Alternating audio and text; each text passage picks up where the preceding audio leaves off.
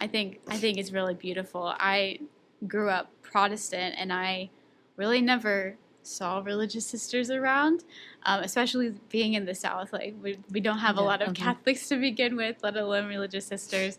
But I know that uh, becoming more familiar with the Catholic Church and like the Catholic history, that there used to be a lot more religious sisters in the United States and in the world, but that number has like really, really decreased, and they are not as common anymore.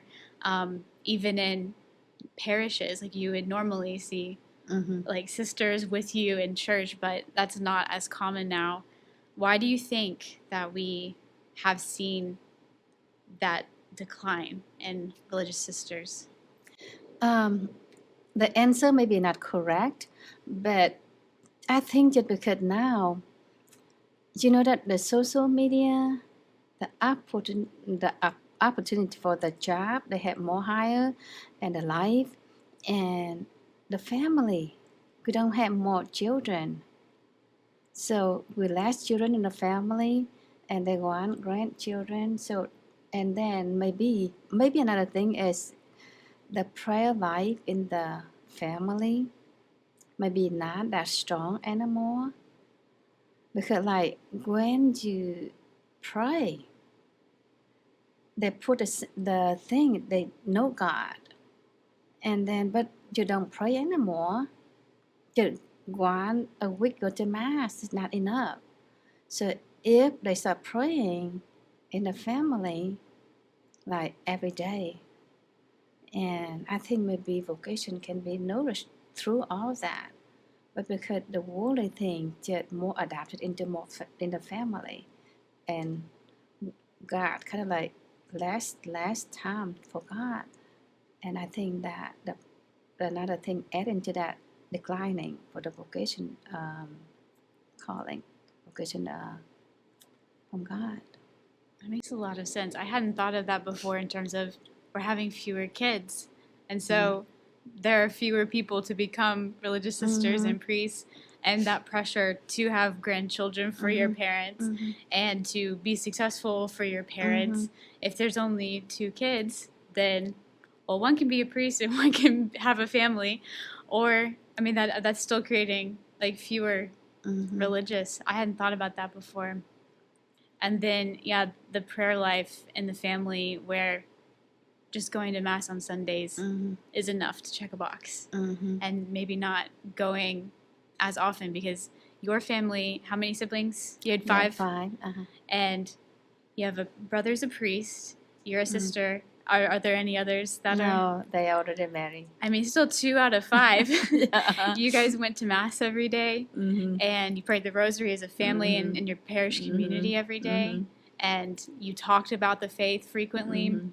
And yeah, now families, fewer and fewer having family dinners even together, and most of our socializing is coming through social media, which can go any which way. That makes a lot of sense. But and then the declining of the number, you don't see a lot, but there's still many vocation, many young girl, young man still searching for the truth, for hungry for something else higher than just the normal life, and they're still discerning for God's calling. So that's still discerning out there. But because when in the South, especially in that area, we don't have a lot of Catholic, so we see less. And then, but if you go to the big city and to the state that have more Catholic, there's still a lot of vocation. But and then the same thing too.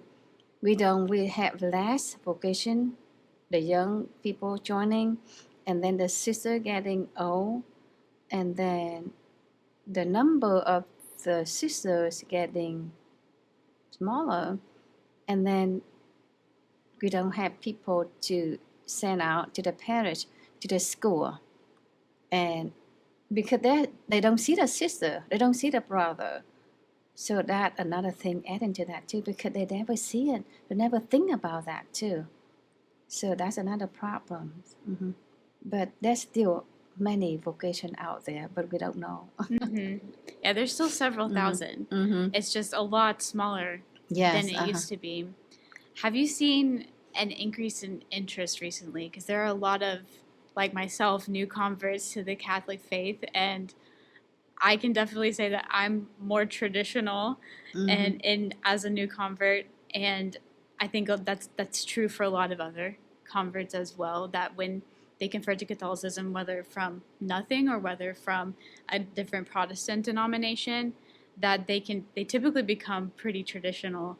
And even the Catholics that grew up in the faith, people my age, are usually more traditional. And because of that, have you seen any increase in interest in religious vocations, or is it still kind of pretty much the same?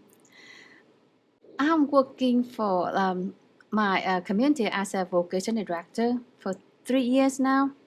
As I go out with the youth and go for the thing, I think the number kind of like increasing a little bit, not much, not a lot, but because like when we go with some kind of youth conferences and we had a vocation booth,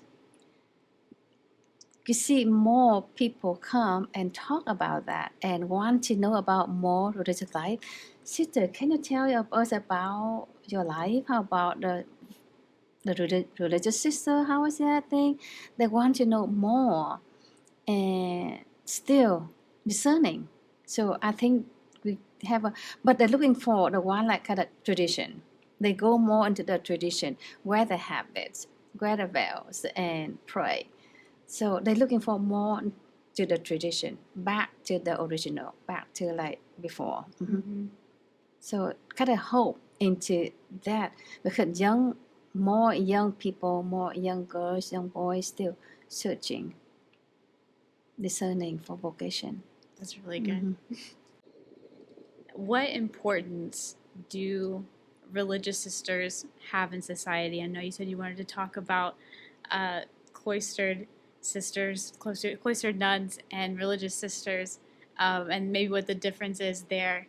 Um, what impact do religious sisters have on society and maybe even the church more specifically?